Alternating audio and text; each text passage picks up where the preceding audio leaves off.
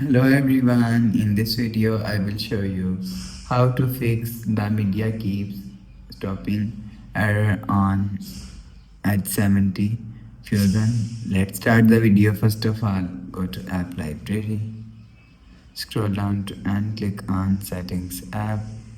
Now in setting, scroll down to and click on system app. After click on system app, click on reset option. After click on reset option, click on reset app preference. After click on reset app preference, go back to home screen. You will see your problem is solved. But if it not solved, go to app library and click on settings app and search software update. You will check your software update is latest. If it not latest, update your software latest.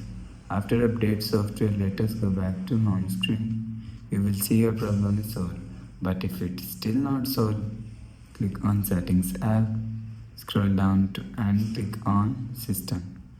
After click on system, click on reset option and click on reset all settings.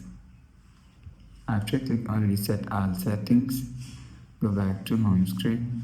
You will see your problem is solved. So that's how you can fix the media keep stopping error on H70 Fusion.